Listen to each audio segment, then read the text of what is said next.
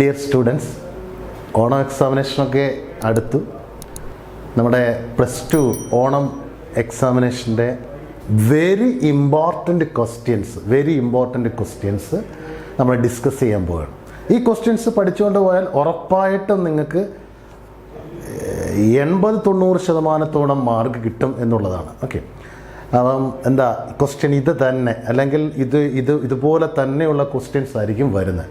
വളരെ പ്രധാനപ്പെട്ട ക്വസ്റ്റ്യൻസ് നമ്മൾ പ്രധാനപ്പെട്ട 2 മാർക്കിൻ്റെയും 3 മാർക്കിൻ്റെയും 4 മാർക്കിൻ്റെയും ക്വസ്റ്റ്യൻസ്, അതുപോലെ തന്നെ ചില ഓബ്ജക്റ്റീവ് ക്വസ്റ്റ്യൻസ് അതെല്ലാം നമ്മൾ ഈ പറഞ്ഞ ക്ലാസ്സിൽ അല്ലെങ്കിൽ ഈ ക്ലാസ്സിൽ നമ്മൾ എക്സ്പ്ലനേഷൻ ചെയ്യുന്നതായിരിക്കും. ഓക്കെ, അപ്പോൾ നിങ്ങളത് മനസ്സിലാക്കി ഈ ക്വസ്റ്റ്യൻസൊക്കെ നമുക്കൊന്ന് പരിചയപ്പെടാം. അപ്പോൾ ആദ്യം ഓരോ ക്വസ്റ്റ്യൻസ് ആയിട്ട് നമ്മൾ പരിചയപ്പെടാം. നമ്മുടെ ചാപ്റ്റർ അറിയാമല്ലോ നിങ്ങൾക്ക്, പാർട്ട്ണർഷിപ്പ് എന്ന് പറയുന്ന ചാപ്റ്റർ, അതിൻ്റെ അഡ്മിഷൻ അല്ലേ, പാർട്ണർഷിപ്പ്, അതുപോലെ തന്നെ അഡ്മിഷൻ ഓഫ് പാർട്ണർഷിപ്പ്, അതിൻ്റെ ഗുഡ് വിൽ വരെ കേട്ടോ. അത്രയാണ് നമ്മൾ എക്സാമിനേഷന് അല്ലെങ്കിൽ ഓണം എക്സാമിനേഷന് ഉള്ളത്. ഓക്കെ, അപ്പോൾ പാർട്ണർഷിപ്പിലെ ഏറ്റവും പ്രധാനപ്പെട്ട ക്വസ്റ്റ്യൻ എന്ന് പറഞ്ഞാൽ ഈ പറയുന്ന പോലെ വാട്ട് ഈസ് പാർട്ണർഷിപ്പ് അല്ലേ, എന്താണ് പാർട്ണർഷിപ്പ് എന്താണ് എന്നുള്ളതാണ് അല്ലേ. പാർട്ണർഷിപ്പ് അറിയാമല്ലോ, 2 അതിലധികമോ വ്യക്തികൾ ചേർന്ന് നടത്തുന്ന ബിസിനസ്സിനെയാണ് നമ്മൾ വിളിക്കുന്നത്, പാർട്ണർഷിപ്പ് ബിസിനസ് എന്ന് വിളിക്കുന്നത്. അപ്പോൾ അവിടെ പ്രധാനപ്പെട്ട കാര്യം 2 or more persons, കണ്ടോ, 2 അതിലധികമോ വ്യക്തികൾ. ഇവരെന്തിനാണ് ഈ ബിസിനസ് നടത്തുന്നത്? നമുക്കെല്ലാം അറിയാവുന്ന പോലെ പ്രോഫിറ്റ് നേടുക അല്ലേ, അല്ലെങ്കിൽ പ്രോഫിറ്റ് നേടാൻ. സാധാരണ പ്രോഫിറ്റ് കിട്ടിക്കഴിഞ്ഞാൽ നമ്മൾ ഇവർ പാർട്ട്നേഴ്സാണ്. അപ്പോൾ ആ പാർട്ട്നേഴ്സ് വീതിച്ച് എടുക്കും, മനസ്സിലായി. അപ്പം സിമ്പിൾ സെൻസിൽ ഇത്രയേ ഉള്ളൂ പാർട്ണർഷിപ്പ്, 2 അതിലധികമോ വ്യക്തികൾ ചേർന്ന് നടത്തുന്ന ബിസിനസ്. അങ്ങനെ ആ 2 അതിലധികം വ്യക്തികൾ ചേർന്ന് നടത്തുമ്പോൾ നമ്മൾ പ്രധാനപ്പെട്ട് മനസ്സിലാക്കേണ്ട കാര്യം അവർ പ്രോഫിറ്റ് വീതിക്കാൻ വേണ്ടിയാണ് നോക്കുന്നത്. ഓക്കെ, യെസ്, ഇതിൻ്റെ എല്ലാം ആൻസർ സഹിതം നമ്മൾ അടുത്ത ക്ലാസ്സിൽ പറയും അല്ലേ, അടുത്ത വീഡിയോയിലുണ്ട് അല്ലേ. അപ്പോൾ എന്നുള്ളത് നിങ്ങൾ മനസ്സിലാക്കുക. ഓക്കെ, അപ്പോൾ പാർട്ണർഷിപ്പ് എന്ന് പറഞ്ഞു കഴിഞ്ഞാൽ 2 അതിലധികമോ വ്യക്തികൾ ചേർന്ന് നടത്തുന്ന ഒരു ബിസിനസ്സിനെയാണ് നമ്മൾ വിളിക്കുന്നത് പാർട്ണർഷിപ്പ്.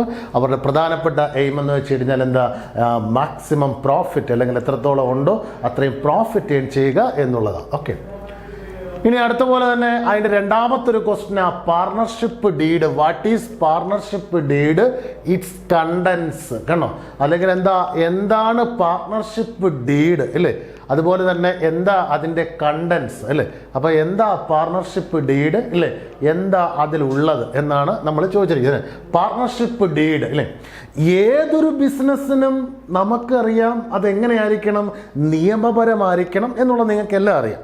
അപ്പോൾ നിയമപരമാകുമ്പോൾ ഇവിടെ ഡീഡ് അല്ലെങ്കിൽ അതിനെ മറ്റൊരു പേര് ആർട്ടിക്കിൾസ് ഓഫ് പാർട്ണർഷിപ്പ് കേട്ടോ.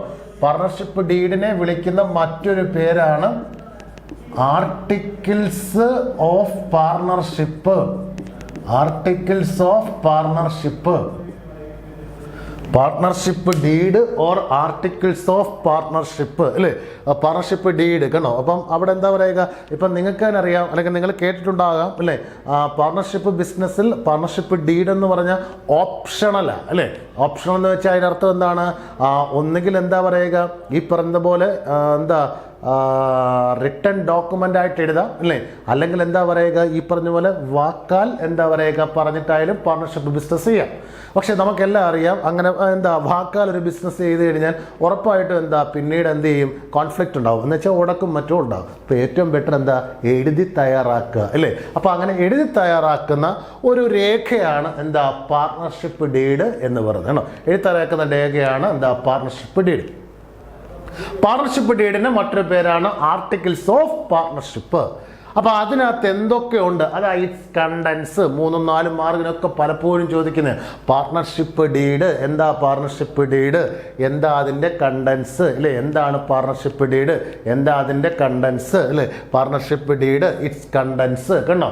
അത് ഒരു നല്ല ക്വസ്റ്റ്യനാണ്, അത് നിങ്ങൾ നോട്ട് ചെയ്തോളുക.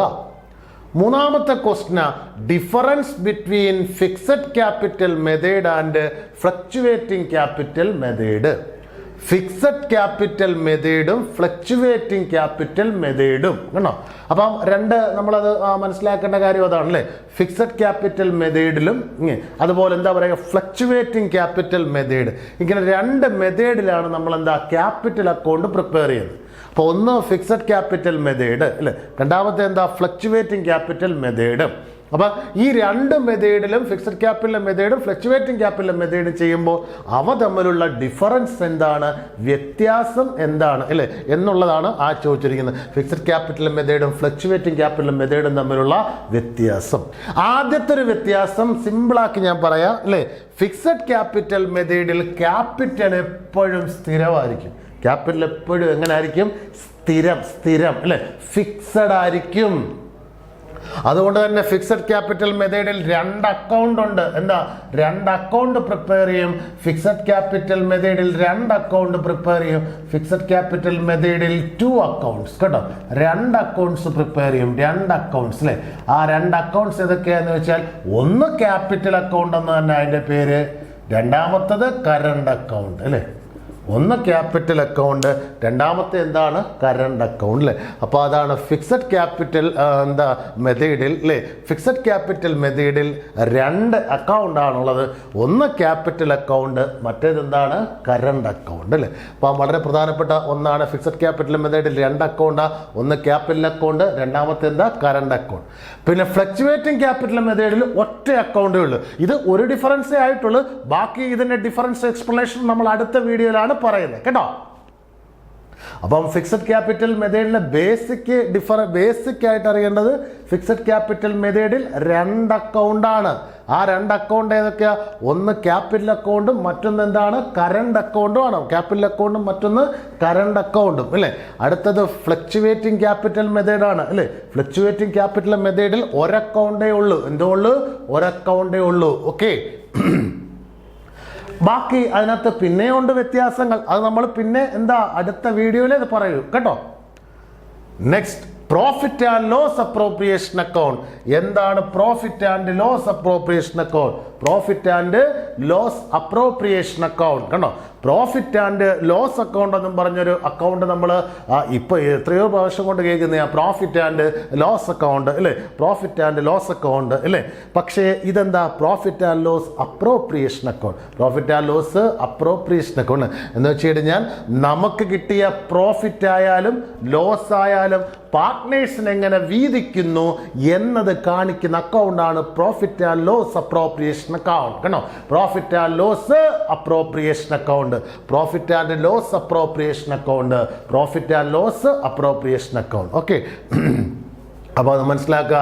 എന്താ profit and loss appropriation account എന്ന് ചോദിച്ചു കഴിഞ്ഞാൽ അതാണ് എങ്ങനെയാണോ നമുക്ക് പ്രോഫിറ്റ് കിട്ടിയത് ആ പ്രോഫിറ്റിനെ നമ്മൾ പരസ്പരം എങ്ങനെയൊക്കെയാണ് പാർട്ട്നേഴ്സിന് വീതിച്ചു കൊടുക്കേണ്ടത്, അങ്ങനെ അവർക്ക് ഡിസ്ട്രിബ്യൂട്ട് ചെയ്യുന്നത് എങ്ങനെയാണ് അത് മനസ്സിലാക്കുന്ന അക്കൗണ്ടാണ് എന്തോന്ന് വിളിക്കുന്നത്, profit and loss appropriation account എന്ന് പറയുന്നത്.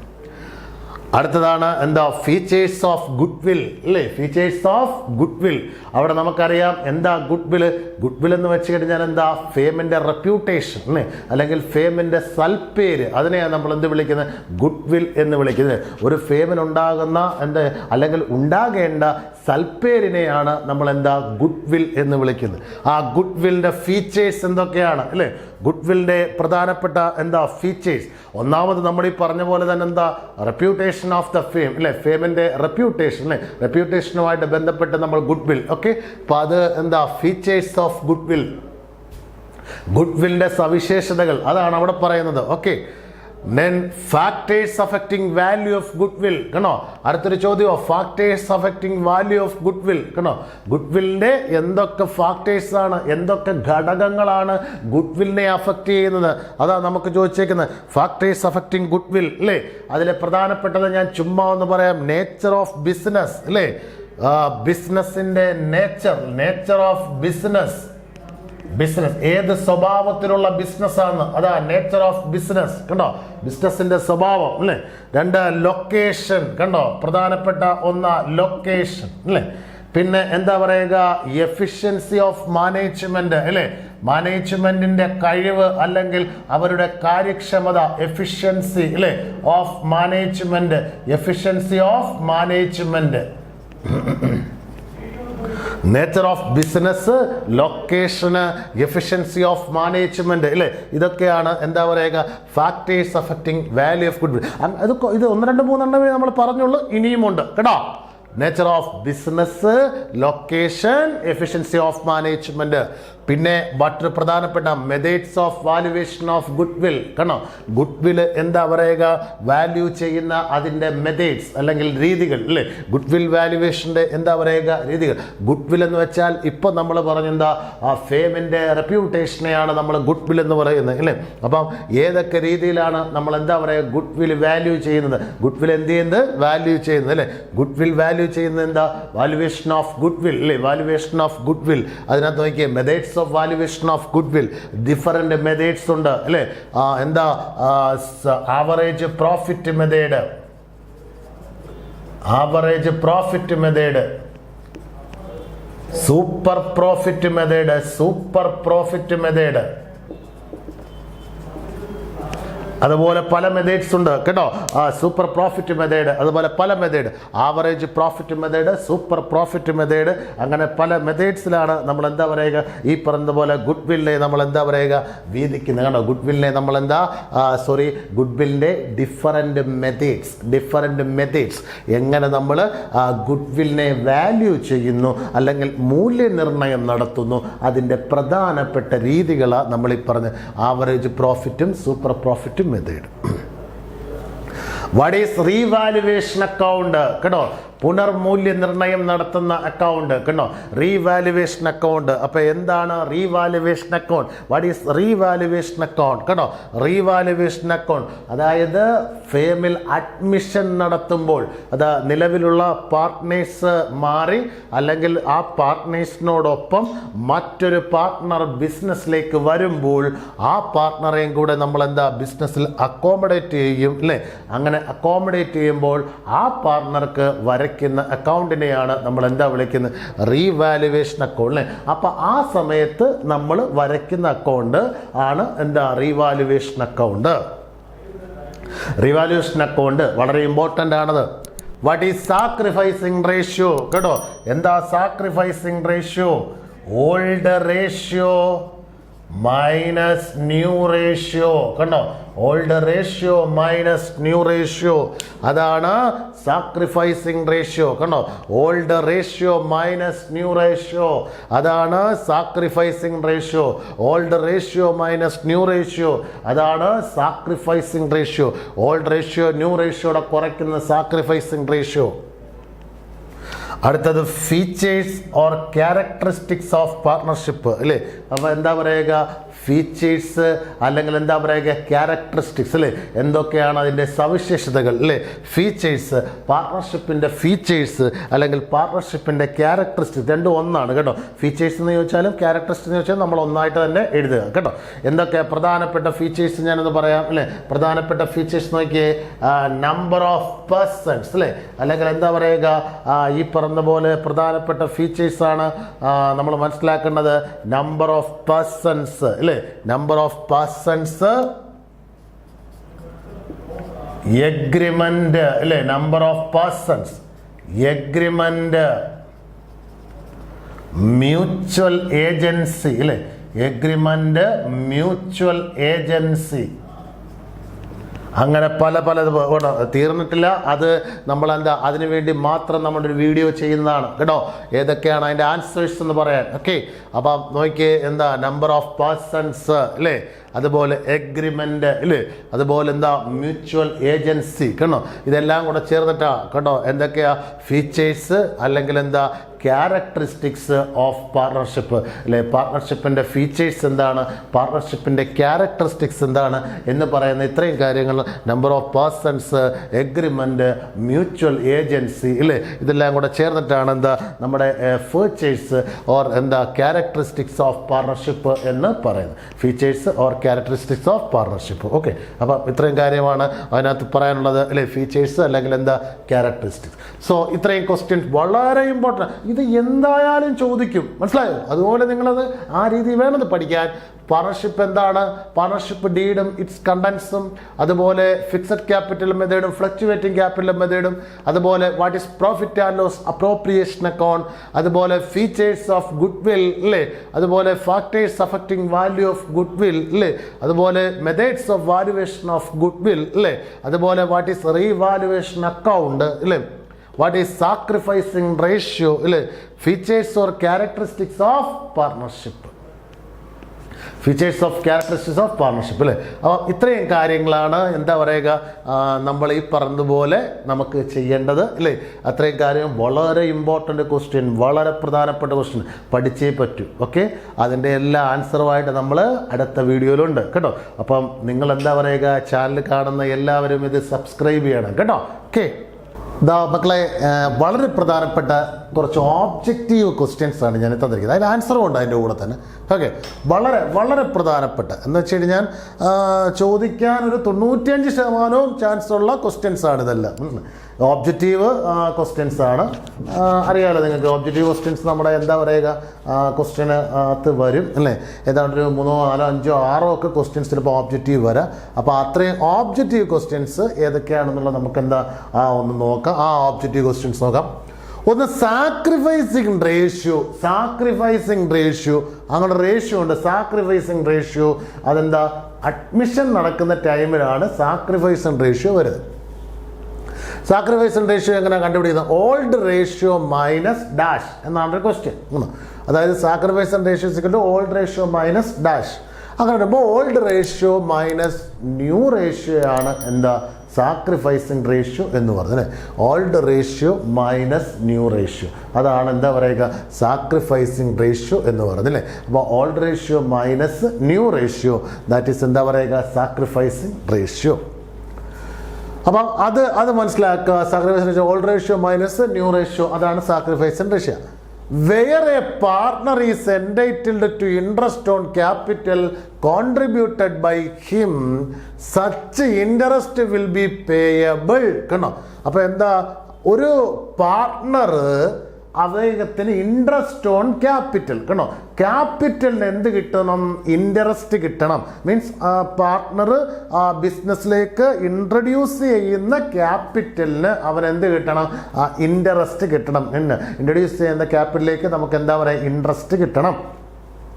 അങ്ങനെ ഇൻട്രസ്റ്റ് എങ്ങനെ, വിൽ ബി പേയബിൾ ഡാഷ് അല്ലേ. എങ്ങനെയാണ് ആ ഇൻട്രസ്റ്റ് കിട്ടുന്നതെന്നാണ് അല്ലേ. എങ്ങനെ, ഒൺലി ഔട്ട് ഓഫ് പ്രോഫിറ്റ് കേട്ടോ. എന്ന് വെച്ചാൽ നമുക്ക് എത്ര പ്രോഫിറ്റ് കിട്ടുന്നോ ഫേമിൻ്റെ, അത്രയും പ്രോഫിറ്റിൽ നിന്ന് നമ്മൾ എന്താ പറയുക ഇൻട്രസ്റ്റ് കൊടുക്കുന്നത് കേട്ടോ. ക്യാപിറ്റലിന്മേലുള്ള എന്ത് കൊടുക്കുന്നത്, ഇൻട്രസ്റ്റ് കൊടുക്കുന്നത് കേട്ടോ. അതാ ഒരു പാർട്ട്ണർ എൻ്റൈറ്റിൽഡ് ഒരു interest on capital contributed Kim, such interest will be payable only out of profit കേട്ടോ. പ്രോഫിറ്റിൽ നിന്ന് എടുത്തിട്ടാണ് നമ്മൾ എന്താ പറയുക ഇൻട്രസ്റ്റ് കൊടുക്കുന്നത്. പ്രോഫിറ്റിൽ നിന്ന് എടുത്തിട്ടാണ് നമ്മൾ എന്ത് കൊടുക്കുന്നത്, ഇൻട്രസ്റ്റ് കൊടുക്കുന്നത്. അടുത്ത, how will you treat the following items in partnership accounts in the absence of partnership deed. കണ്ടോ, പാർട്ണർഷിപ്പ് ഡീഡിന്റെ ആബ്സെൻസിൽ നമ്മൾ എന്താ പറയുക, ഈ പറഞ്ഞ പോലെ ഈ ഐറ്റംസ് ഒക്കെ നമ്മൾ എന്താ പറയുക എങ്ങനെയാണ് കാണിക്കുന്നത് എന്ന് വെച്ചാൽ, പാർട്ണർഷിപ്പ് ഡീഡ് ഇല്ല, ഇങ്ങനെ ഇല്ലാത്ത അവസരം എന്ന് വെച്ചാൽ ഫേമിന് പാർട്ണർഷിപ്പ് ഡീഡ് ഇല്ല, അതായത് അവർ എഗ്രിമെന്റ് ചെയ്യുന്നില്ല, അങ്ങനെ ആർട്ടിക്കിൾസ് ഓഫ് പാർട്ണർഷിപ്പ് ഇല്ല. അങ്ങനത്തെ സിറ്റുവേഷനിൽ എന്താ, following items in partnership accounts in the absence of partnership deed, partnership ഡീഡിന്റെ ആബ്സെൻസിൽ എങ്ങനെയാണ് നമ്മൾ ചെയ്യുന്നത്? ഒന്ന്, പ്രോഫിറ്റ് ഷെയറിംഗ് റേഷ്യോ എങ്ങനെ ചെയ്യുന്നു, 2 ഇൻട്രസ്റ്റ് ഓൺ ഡ്രോയിങ്സ് എങ്ങനെ ചെയ്യുന്നു എന്നാ ക്വസ്റ്റ്യൻ. പ്രോഫിറ്റ് ഷെയറിംഗ് റേഷ്യോ എപ്പോഴും എന്താ, ഈക്വലായിട്ട് വീതിക്കുന്നു അല്ലേ.